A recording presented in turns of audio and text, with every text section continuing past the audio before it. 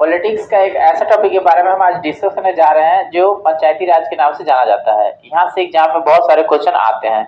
हम आपको बताएंगे पंचायती राज व्यवस्था से आपको क्या पढ़ना है, एग्जाम में कौन सा क्वेश्चन पूछे जाएंगे और अब तक कौन सा क्वेश्चन पूछे जा चुके हैं। तो चलिए हम देखते हैं एक बार पंचायती राज व्यवस्था और जानते हैं इसमें क्या विशेषता है, आपके लिए क्या महत्वपूर्ण है एग्जाम के पॉइंट ऑफ व्यू से। और बताना चाहेंगे यहाँ पे ये जो पंचायती राज है सबसे पहले ना रिपन के समय में आया था, जो हम इतिहास में आप लोगों को पढ़ा चुके हैं और फिर से हम पढ़ाएंगे। तो लॉर्ड रिपन ने 1882 में ना संकल्प स्थानीय स्वशासन के लिए ना मैग्ने कार्टा का हस्तांतर रखा था। रिपन को भारत का ना स्थानीय स्वशासन का पिता या जनक कहा जाता है। ठीक है, तो स्थानीय स्वशासन का जनक कौन है? Lord Ripon. ठीक है, कहिए 1882 में। और वहीं से संबंधित है पंचायती राज व्यवस्था का, मतलब कहने का मतलब जो क्षेत्रीय लेके आया ना, क्षेत्रीय क्षेत्रीय समझते हैं, एक क्षेत्र के लिए। ठीक है, तो वही रिपन को ना स्थानीय स्वशासन का जनक कहते हैं, स्थानीय स्वशासन का जनक कहते हैं। पंचायती राज व्यवस्था का मूल उद्देश्य विकास की प्रक्रिया में ना जन भागीदारों को सुनिश्चित करना तथा लोकतांत्रिक विकेंद्रीकरण को बढ़ावा देना है। तो परीक्षा में सीधा आता है पंचायती राज का क्या उद्देश्य है, तो यही उद्देश्य है जो अभी बताया। पंचायती राज का क्या उद्देश्य है? जन भागीदारी। जन भागीदारी समझ रहे हैं? प्रत्येक व्यक्ति ने अपना जिम्मेदारी समझे कि वो संविधान में जो दिया गया है अधिकार उसका उपयोग करे, अपने देश को अपने समाज को विकास के लिए कितना उसको ज्ञान हो। ठीक है, तो कहता है जन भागीदारी को सुनिश्चित करना तथा लोकतांत्रिक विकेंद्रीकरण को बढ़ावा देना, यही पंचायती राज का उद्देश्य है। अभी जो भी पीछे एग्जाम हुआ लगभग प्रीवियस ईयर, यहाँ पे क्वेश्चन पूछता है पंचायती राज का क्या उद्देश्य है, तो यही पंचायती राज का क्या उद्देश्य है, आप लोग बोलिए। अब जन भागीदारी क्या है? जिसको ज्ञान रहेगा वही ना जी। हाँ, तो लोगों को ज्ञान नहीं है, संविधान में दिया गया है सभी को, सभी तरह की सुविधा सभी व्यक्ति के लिए है। ठीक है, लेकिन व्यक्ति को पता ही नहीं है, तो इसलिए इसमें कहता है जन भागीदारी। मतलब जो भी जन है ना, मतलब एक आम नागरिक से आम नागरिक तक का जो भी संविधान में सुविधा दिया गया है सबके लिए बराबर है। ठीक है, क्योंकि कानून एक है, सबके लिए एक ही है। तो पंचायती राज व्यवस्था लेके आएगा ताकि उसको ये बताया जाए कि जैसे बच्चा को ना शिक्षा देना है, तो जानते हैं बच्चा को नहीं पढ़ाता है, लेकिन जब कहा गया कि शिक्षा उसका मौलिक कर्तव्य उसको देना है, नहीं तो टीचर को भी पनिशमेंट मिलेगा और गार्जियन को भी। ठीक है, तभी देखते हैं बच्चा को स्कूल में लेके जाता है, तभी ना वो डेवलप करता है वहां के समाज, समाज वहां का डेवलप करेगा।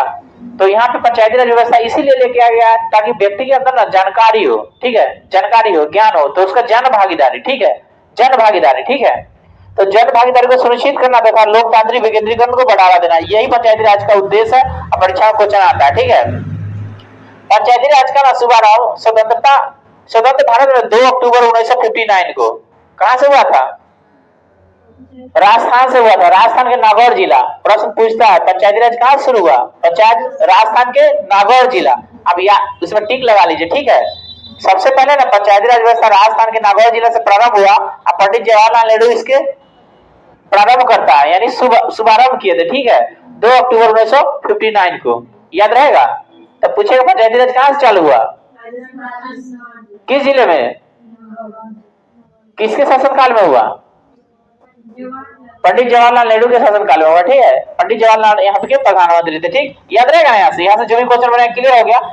तो कहता पंचायती राज का शुभारंभ स्वतंत्र भारत के 2 अक्टूबर 1959 को भारत के प्रथम प्रधानमंत्री जवाहरलाल नेहरू के द्वारा राजस्थान के नागौर जिले में हुआ, यानी सबसे पहले वहीं से हुआ। ठीक है, 11 अक्टूबर 1959 को पंडित जवाहरलाल नेहरू ने आंध्र प्रदेश राज्य में पंचायती राज प्रारंभ किया, यानी सबसे पहले राजस्थान के नागौर और उसके बाद आंध्र प्रदेश। ठीक है, पंचायती राज को यदि किसी विधि के अधीन पहले ही विघटित नहीं कर दिया जाता तो उसकी अवधि अपने प्रथम अधिवेशन के लिए नियत तारीख से 5 वर्ष तक होगी। यानी पंचायती राज का जो कार्यकाल है कितना दिन है? इसका वर्णन है 243 में। कितना? और ये बात लिखा गया 243 के अंग में। ठीक है, तो पूछता है पंचायती राज का संबंध अनुच्छेद क्या है? 243 अनुच्छेद 243 में किसके बारे में बताया गया? पंचायती राज के बारे में। तो परीक्षा में पूछता है पंचायती राज का संबंध है किससे? तो 243 अनुच्छेद 243 आर्टिकल 243। ठीक है, याद रहेगा इतना।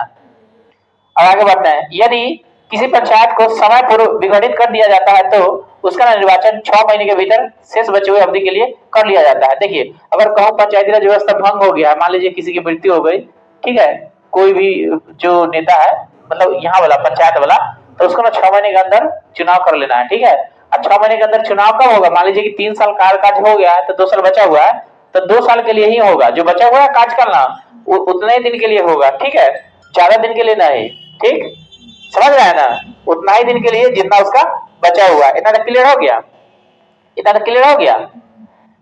किंतु यदि पंचायत ऐसा समय विघटित कर दिया जाता है जब उसकी ना अवधि 6 महीने से कम बची है तो शेष अवधि के लिए ना निर्वाचन अनुच्छेद कराना जरूरी नहीं होता। अगर 243 सब जब भी पढ़ी ना तो आपको समझ में आएगा उसमें क्या लिखा है पंचायती राज के बारे में। तो एक बार हम फिर से कहते हैं, यदि 6 महीना अगर शेष है ना पंचायती राज का तो फिर से चुनाव नहीं होगा, फिर से चुनाव नहीं होगा।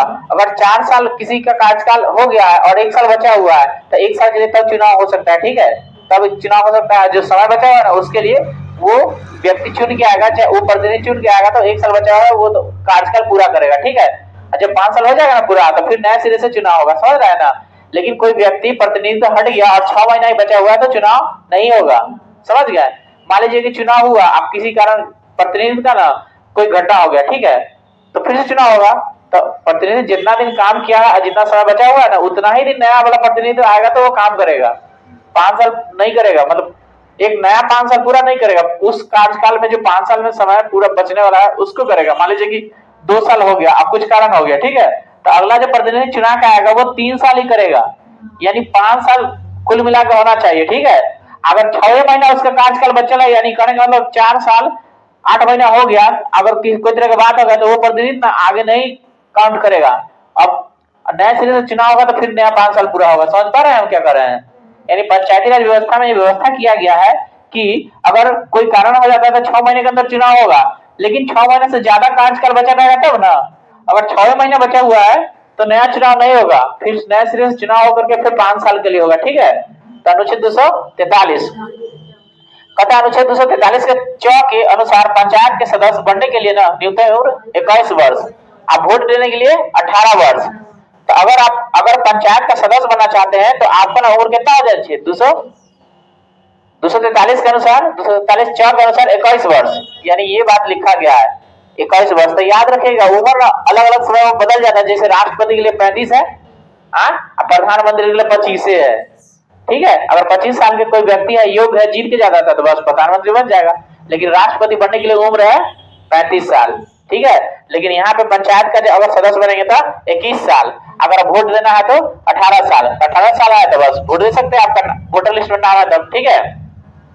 कहता है 73वां संविधान संशोधन में क्या बदलाव किया गया उसके बारे में जानना। कहता है 73वां संविधान संशोधन पंचायती राज से संबंधित है, यहाँ पे पूछता है, ठीक है। 73वां संविधान किसका संबंध है, हाँ, इसके ना द्वारा संविधान के कुल भाग 9 अनुच्छेद 243 से क से लेकर के 9 तक कुल 16 अनुच्छेद है, क्या वो तथा अनुच्छेद 11 का ना प्रावधान किया गया है। बात ठीक से समझिए, ठीक है। मतलब 73वां संविधान संशोधन जब हुआ ना तब इसमें भाग 9 में जोड़ा गया अनुच्छेद 243 क से लेकर के 9 तक कुल 16 अनुच्छेद और तथा अनुसूची 11 का प्रावधान किया गया, ठीक है।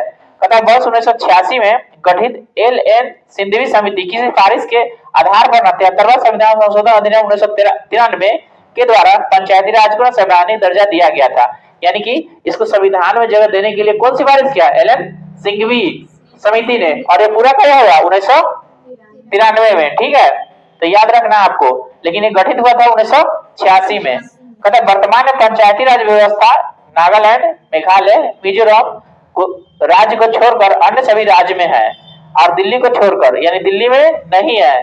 तो इसका कोडिंग क्या था, हाँ, दिल्ली में वहां नहीं है, याद रखिएगा। ई कोडिंग के तहत आपको समझ में आ जाएगा पंचायती राज कहाँ नहीं है।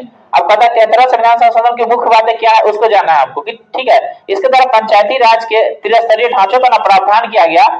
ग्राम स्तर पर ग्राम पंचायत, ग्राम स्तर पर ग्राम पंचायत, प्रखंड स्तर पर पंचायत समिति और जिला स्तर पर जिला परिषद, याद रहेगा ना। पंचायत में ग्राम पंचायत, प्रखंड में पंचायत समिति और जिला स्तर पर जिला परिषद। इसके तीन गो आयाम है, क्या वो 3 गो पंचायती राज के 3 आयाम है, एगो पंचायत पर, एगो प्रखंड पर और एगो जिला पर, ठीक है, याद रहेगा ना। कहता पंचायती राज संस्थान के प्रत्येक स्तर पर 1/3 स्थानों पर महिलाओं के लिए आरक्षण की व्यवस्था की गई है। कहता इसका कार्यकाल 5 वर्ष निर्धारित किया गया है। पंचायत भंग होने पर 6 माह के अंदर निर्वाचन होंगे। कहता राज्य के संचित निधि से इन संस्थानों का अनुदान देने की व्यवस्था की गई है। यानी पंचायती राज में जो खर्च आता है वो कहाँ से आता है, और संचित निधि 266। तो 266 से ना इसका प्रावधान किया गया, ठीक है। ये राज्य का संचित निधि है, 266 वाला सेंटर वाला केंद्र के है, ठीक है। राज्य की संचित निधि से पैसा मिलेगा, ठीक है।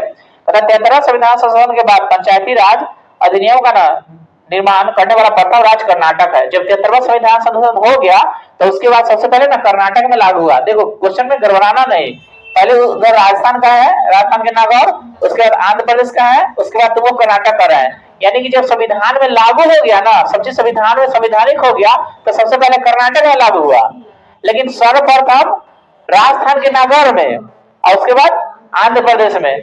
क्वेश्चन समझ रहे हैं ना कि परीक्षा में कैसे क्वेश्चन आएगा, कैसे जवाब देगी, गड़बड़ा मत जाना। क्योंकि कुछ अगर या तो पूछेगा तुमको सबसे पहले तो राजस्थान के नागौर, संविधान संशोधन होने के बाद कर्नाटक, ठीक है, राजस्थान के बाद आंध्र प्रदेश, ठीक है, समझ रहे हैं ना। तो कहता है 74वां संविधान संशोधन, कहता है 74वां संविधान संशोधन नगर पालिका से संबंधित है। कभी से नगर पालिका से संबंधित, इसके ना द्वारा संविधान के भाग 9 के क अनुच्छेद 243 के त से य छ तक परीक्षा पूछता है कि नगर पालिका का वर्णन कितना है, त से य छ तक, 243 के त से य छ तक। एवं 12वीं अनुसूची का प्रावधान किया गया है। नगर पालिका को 12वीं अनुसूची में वर्णित कुल 18 विषय है, क्या वो अब उसको 29 विषय है, याद है ना। पंचायती राज को 29 विषय है, इसका चर्चा नहीं किया ना। 29 विषय है उसमें, पंचायती राज में 29 विषय है, इसमें 18 विषय है। अब कहता है 74वां संविधान संशोधन की मुख्य बात है, कहता है नगर पालिकाओं में महिलाओं के लिए ना 1/3 स्थान आरक्षित किया गया है। नगर पालिकाओं में अनुसूचित जाति तथा जनजाति के लिए भी आरक्षण की व्यवस्था की गई है। नागरिक संस्थानों का कार्यकाल 5 वर्ष का होगा। विघटन की स्थिति में 6 माह के अंदर चुनाव कराया जाएगा। तो ही बात है जैसे पंचायती राज व्यवस्था का बात था इसमें कि कैसे कैसे करना है। कहता है नगर पालिका के लिए प्रकार, कहता है नगर पंचायत ऐसा ग्रामीण क्षेत्र जो नगर क्षेत्र में परिवर्तन हो रहा हो। नगर परिषद छोटे नगर क्षेत्र के लिए, ठीक है। नगर निगम बड़े नगर क्षेत्र के लिए। नगर निगम की स्थापना सर्वप्रथम मद्रास में 29 सितंबर 1688 को, चेन लगा लो, 1688 को की गई थी।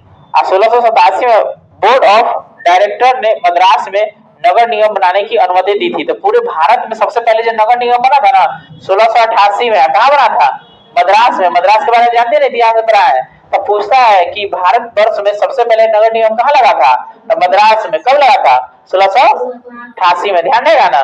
तो यहाँ तक क्लियर हो गया। कल हम देंगे महत्वपूर्ण शब्दावली, ठीक है, ठीक।